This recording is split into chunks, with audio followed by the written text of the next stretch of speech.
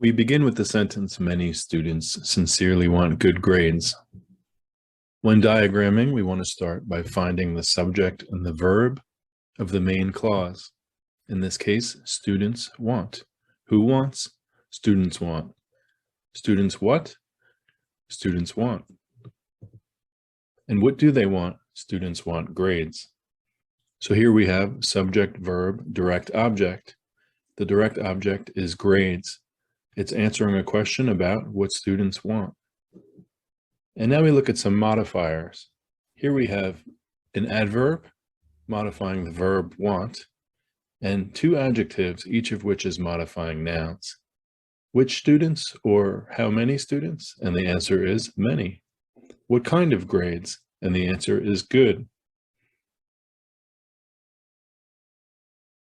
Many students around the world sincerely want good grades. Around the world is called a prepositional phrase. Specifically, it's an adjectival prepositional phrase because it's modifying the noun, and that's what adjectives do. We start with a preposition on a slanted line, the object of the preposition, world in this case, on a horizontal, and any modifiers underneath. In this case, the is modifying world. Many students around the world want more than just good grades. Here we have a compound direct object because we have a plural, more than one. Grades and a sense.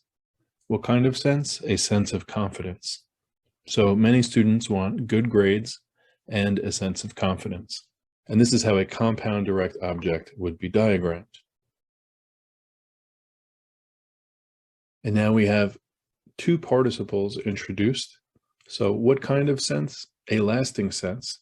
So sense is a noun, lasting is a type of adjective. And what kind of confidence? Earned confidence. Confidence is a noun, and earned is a type of adjective. But these are called participles because last and earn originally are verbs. They are things that can be done. So if you have a verb that ends in an ing or an ed or a t, functioning as an adjective, these would be called participles. Now we know sense is a noun, and here we have an entire clause modifying it. So this is called an adjective clause.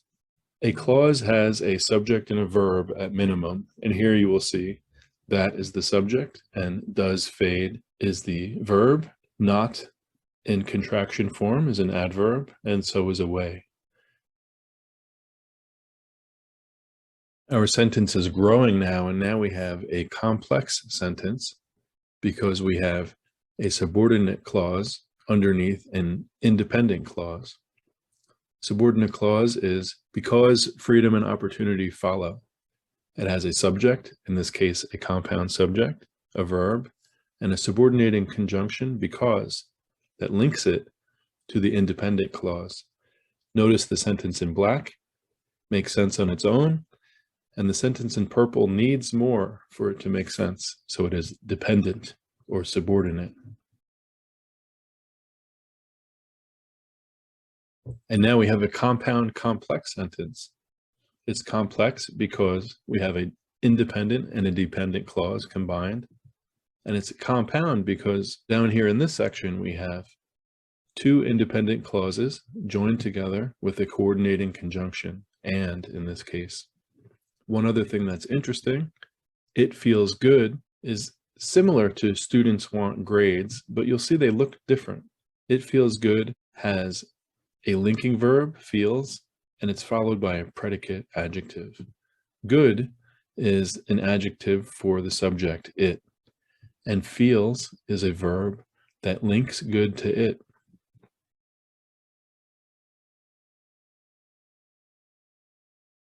And now we answer the question, it feels good how? It feels good to give a chance.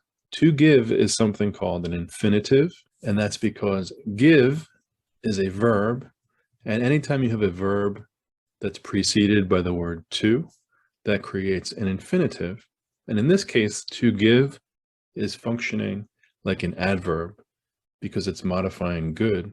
We actually have an infinitive phrase here, to give a great chance. So chance is the object of the infinitive. What kind of chance? A great chance. And then to give a great chance to whom?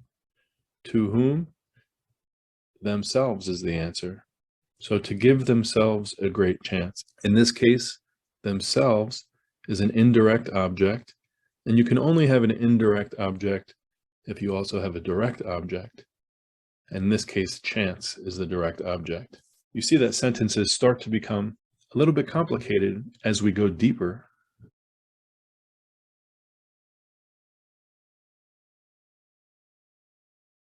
And we know it feels good to give themselves a great chance, but what kind of chance? A chance of succeeding on their own terms. And here is an interesting word, succeeding. Succeed is a verb. It's something that you can do. But when you have a verb with an ing attached to it, and it's functioning as a noun, that's called a gerund. And this is how it would be diagrammed. So you have the ing on a lower step. And then the question is succeeding how? And we have a prepositional phrase, on their own terms.